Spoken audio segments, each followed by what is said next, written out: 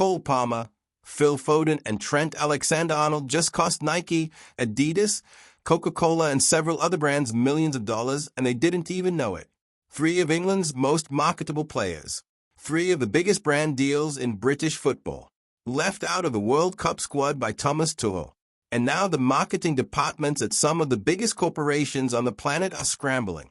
Here's how Tuchel's squad selection just blew up years of planning, hundreds of millions of dollars in campaigns, and what it actually means for the brands who are banking on these players to make them billions. Stay to the end to see the devastating impact this will have on the world of football. And first up, let's talk about the numbers. Because this isn't small money. This is the kind of money that makes your head spin. The 2026 World Cup is predicted to generate over $1.8 billion in sponsorship revenue alone. Nike has reportedly pumped nearly $5 billion in marketing muscle into this tournament. Adidas bet $1 billion on their celebrity-driven campaign called Backyard Legends. Coca-Cola, one of FIFA's longest-standing official partners, spent months building activations around the tournament that are already rolling out. And every single one of these corporations planned their campaigns around specific players, specific faces, specific stories. And 3 of the faces that we're counting on from England are sitting at home watching the tournament on TV. That's Cole Palmer. That's Phil Foden. That's Trent Alexander-Arnold. And the boardrooms are not happy. Let's start with Nike and Cole Palmer because this one hurts the most. Just last year, Palmer signed a brand new lucrative deal with Nike extending his contract with them. Nike had Cole Palmer on their website with his own dedicated page. His quote, "I create fear through mad skill and different techniques," was plastered right there on Nike's platform. Nike had built an entire retail and content strategy around him. And Palmer wasn't just another footballer in a boot deal. He was one of only 42 athletes in the world that Nike handpicked to front the entire World Cup 2026 campaign. A campaign Nike is calling 12 Weeks of Football, the biggest global football push in years. Nike revealed their star-studded World Cup cast just days before Tuchel dropped his squad. Cristiano Ronaldo, Erling Haaland, Kylian Mbappé, Vini Jr. Kim Kardashian, Serena Williams, Travis Scott, and Cole Palmer. He was right there in those Polaroid images that Nike blasted across every social media platform on Earth. The brand spent months planning, producing, and positioning these campaigns. And within days of that launch, Tuchel called Palmer to tell him he wasn't going to the World Cup. Think about the chaos inside Nike's marketing department when that news broke. You've got creative directors, brand managers, social media teams, and advertising agencies all watching their carefully planned content calendar fall apart in real time. Because here's what people don't understand about World Cup marketing. These campaigns aren't made in a few weeks. They are built over years. Nike's senior creative director already confirmed that the World Cup retail experience was front and center of everything they had planned. They booked studios, shot content, planned activations, built retail experiences, and coordinated global rollouts. And a big chunk of that was built around specific player narratives. Cole Palmer being at the World Cup wearing Nike, performing on the biggest stage in football, was part of the plan. Him sitting at home is not. Now Phil Foden. Here's a player who has endorsement deals with Nike and Pepsi, earns over $5 million a year through brand collaborations, and was one of England's most commercially appealing players heading into this tournament. Foden's got over 10 million Instagram followers. Is the kind of player brands dream about because he's got authentic appeal with young fans across the world. Phil Foden at a World Cup, scoring goals, celebrating, going viral, is worth tens of millions in content value and product association.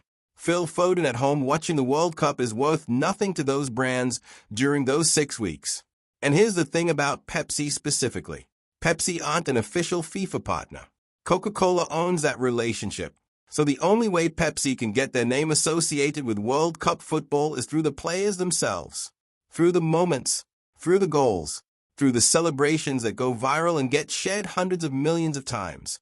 When one of their sponsored athletes isn't at the tournament, that opportunity disappears. You can't manufacture those moments. You can't fake that energy. Pepsi needed Foden at that World Cup and Tuchel said no. But now let's talk about the one that might actually be the biggest commercial disaster of all 3. Trent Alexander-Arnold and Adidas. Because this deal is worth £26 million. £26 million. Adidas signed Trent to one of the most expensive boot deals in European football, made him one of the faces of their Predator range alongside Jude Bellingham, and positioned him as a generational talent who was going to be front and center for years. They gave him his own signature range. They built campaigns around him. They made him one of the highest-paid boot deal athletes on the planet. And they did all of that knowing the World Cup was coming. Adidas has spent over $1 billion on their World Cup 2026 campaign. Their Backyard Legends film, a cinematic 5-minute masterpiece featuring Timothée Chalamet alongside Messi, Beckham, Bad Bunny, and current stars, has had the entire marketing industry talking about it since it dropped. Adidas are betting everything on this tournament, and they are one of FIFA's official top-tier partners, which means they paid FIFA directly for the highest level of advertising rights across every competition and every platform. They sponsor 13 national teams. They have the official match ball. They have exclusive access inside the stadiums. But here's the problem. You can buy all the FIFA rights in the world, and it still doesn't help you if your biggest English star isn't in the squad. Trent Alexander-Arnold wasn't just another Adidas athlete. He was positioned to be one of the breakout stars of this tournament. A creative, attacking fullback at Real Madrid, one of the most famous clubs in football. The story wrote itself, except Tuchel didn't write that story. He left Trent out completely, and Alexander-Arnold hasn't even had a cap since last summer. Adidas had a £26 million investment sitting on the bench, and Tuchel didn't even put him in the squad. Now here's what people genuinely underestimate about how these marketing machines actually work. The planning for a World Cup campaign starts years before the tournament kicks off. Years, not months. Years. The brands have marketing teams, creative agencies, media buyers, social media strategists, PR companies, and analytics departments all working on this. They study which players are likely to be in each squad. They model different tournament scenarios. They plan content for if England win, if England lose, if specific players score, if specific players have breakout moments. They build contingency plans. And then they pick their athletes, sign their deals, build their campaigns, and hope the coaches cooperate. The problem is coaches don't work for Nike or Adidas or Coca-Cola. Tuchel had one job: pick the best squad to win the World Cup. That's it. And he looked at Parma's club form at Chelsea this season, looked at Foden's difficult campaign at City where he barely started and didn't score after December, and looked at Trent's long absence from the England setup, and made his calls. Football decisions. But the commercial fallout from football decisions doesn't care about tactics. It just cares about faces and screens and who's going to be seen by 6 billion people. 6 billion. That's how many fans engaged with the Qatar 2022 World Cup. And 2026 is even bigger. 48 teams, 104 matches. The United States, Canada, and Mexico as hosts, meaning it comes to the biggest sports market on the planet. Nike expected this to generate a $1.3 billion revenue boost. Their analysts said $5 billion in marketing spend. And every calculation around that number was based on certain assumptions about which players from which teams were going to be there. Cole Palmer not being there disrupts the England story that Nike had built. Foden not being there removes one of the more compelling British footballer narratives for brands in that mid-sized deal space. And Trent not being there is a £26 million Adidas investment that generates 0 World Cup moments, 0 viral content, 0 tournament association for one of the most expensive kit and boot deals in British football history. And then there's Coca-Cola, one of FIFA's longest-standing official partners and easily one of the most sophisticated sports marketing operations on the planet. After Qatar 2022, Coca-Cola ran a campaign that got customers to scan 28 million Coke product labels. 28 million. Their Uncanned Emotions campaign for 2026 has been months in the making. Coca-Cola's World Cup strategy is built around emotion, around national team stories, around the specific players that fans care most about from each country. And England is one of the most commercially valuable football markets in the world. Particularly right now, because this England team under Tuchel has genuine belief for the first time since 1966 that they might actually win the thing. The commercial value of an England team that goes deep in a World Cup is enormous. But the commercial value shifts dramatically based on who is in the squad. Palmer, Foden, and Trent aren't just footballers. They are content machines. They are social media presences. They are the players whose names trend when they do something incredible. And brands like Coca-Cola plan their entire activation strategy around those moments. When a player scores, brands are ready to react. When a player goes viral, brands have pre-prepared content waiting. It's not improvised. It's planned down to the finest detail over months and years of preparation. And all of that preparation involved assumptions about who would be at this tournament. Now some of these brands will adapt. Nike still has Cole Palmer in their World Cup campaign lineup and will use his image and content regardless of whether he's in North America playing football. But there's a massive difference between featuring a player in a campaign and having that player generate authentic tournament moments that make the campaign come alive. The difference between seeing Cole Palmer's face on a Nike ad and seeing Cole Palmer peel off his shirt after scoring in a World Cup quarterfinal is not a small difference. One is advertising. One is a cultural moment. Brands pay billions trying to be associated with cultural moments. You can't manufacture them. Adidas are in a particularly awkward position because their entire Backyard Legends campaign is about exactly that kind of legendary moment making. The film is built around the idea that greatness happens when you least expect it. That legends are made in backyards and small pitches before they make it to the biggest stage. It's emotionally resonant. It's beautifully made. But if your 26 million pound English athlete isn't at the biggest stage, the narrative gets complicated. And what about Palmer's other sponsors? He's got deals with Burberry, with Pringles, with Beats by Dre, with Boo. He trademarked his Cole Palmer celebration. He launched his own personal logo. He has been building a personal brand that was primed to explode during a World Cup summer. The Cole Palmer celebration going viral during a World Cup group stage game would have been worth an unimaginable amount of brand value. That's not happening now. Here's the reality of modern sports marketing. When a brand signs a footballer to a major deal, they are not just buying his image on a boot or a jersey. They are buying access to the moments, the goals, the celebrations, the press conference quotes, the viral clips, the conversations. Every time a sponsored player does something extraordinary on a massive stage, the brand that's associated with him gets a share of that cultural relevance. Brands have entire departments whose only job is to be ready to activate the second a sponsored athlete has a defining moment. And the World Cup is the biggest moment there is. Bigger than the Champions League. Bigger than the Premier League. 6 billion people watching. Every goal, every save, every tear, every celebration beamed into every country on the planet simultaneously. It's why Nike is spending $5 billion. It's why Adidas spent $1 billion just on one campaign.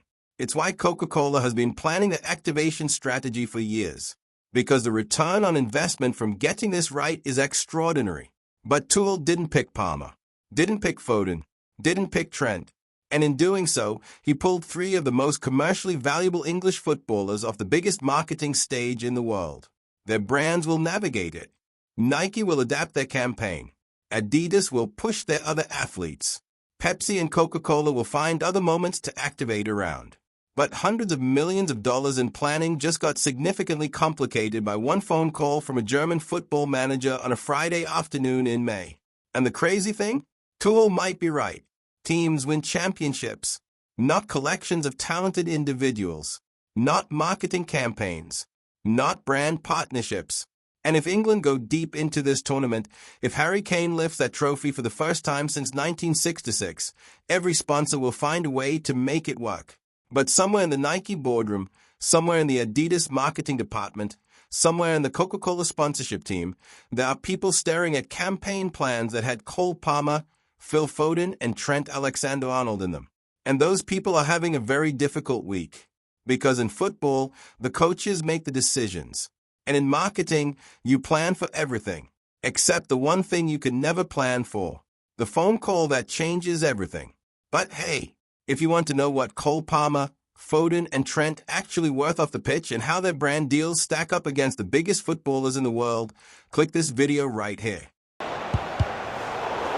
totalling up all the stoppages, we'll have 2 additional minutes. Malo Gusto.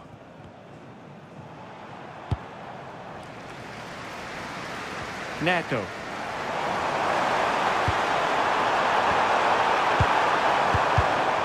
And defending as a unit.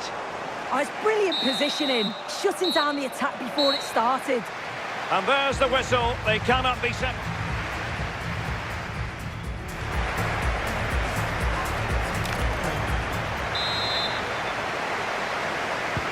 So away they go again. The first period of extra time, and it's legitimate to ask to what extent mental strength will come into this. Looking forward to it.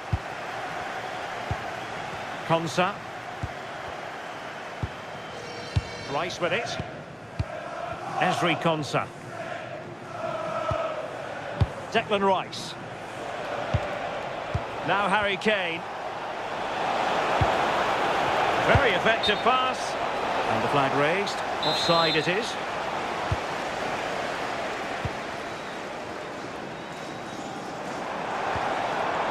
Fernandes. And fed forwards. Chelsea's corner as they try to take the lead here.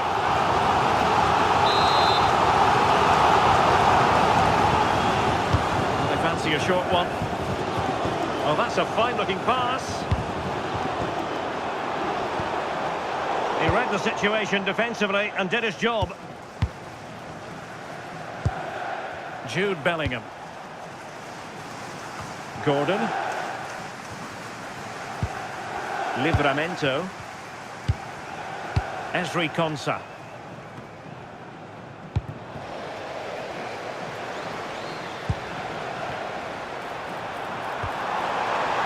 Can he finish? And we cannot say enough about that save. Oh, that is a great save. It's so close to him. His reactions are quick, and that's really good goalkeeping. Drifting infield. Now the keeper grabs it. Just take a look at the stats. They'll certainly be happy with the build-up play and the chances that they're creating. But it's about being clinical in front of goal now and making those opportunities count. Well, they need the ball once more. They know that full well. Determined defending. Quick counter could be on. And should have been so much more incisive. There will be 1 minute added on at the end.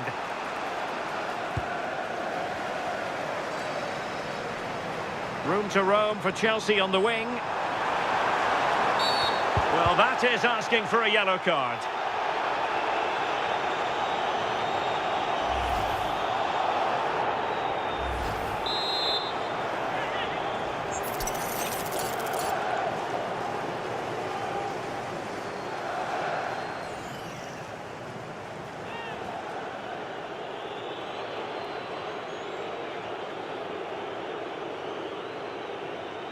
And goes for goal!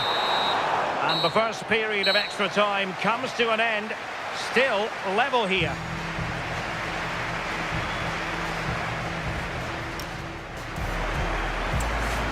Substitution for the visitors.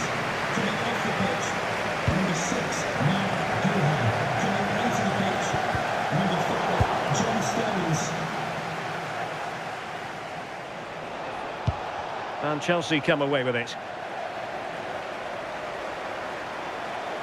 Well, he could really get at the opposition, but it fizzles out thanks to that piece of defending. Bellingham.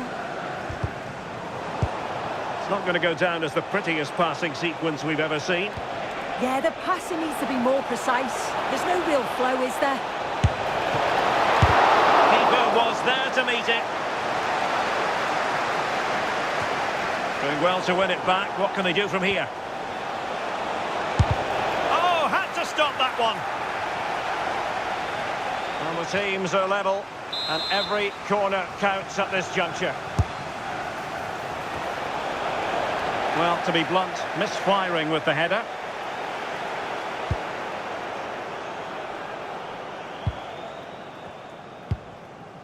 Cole Palmer. And Chelsea still knocking on the door in the closing minutes. And what a save in the dying embers here! Yeah, and I thought the game was done and dusted there, but he's kept them right in it. Oh, pretty goalkeeping! Well, still an issue here. Well, it did look promising for a bit. Time is fast running out. 5 minutes left in the second period of extra time here. England unable to hang on to the ball. Now Chelsea in a position of menace. Has a go! And a goal! The golden goal to finish this contest once and for all. And no wonder they're celebrating. Pure drama here.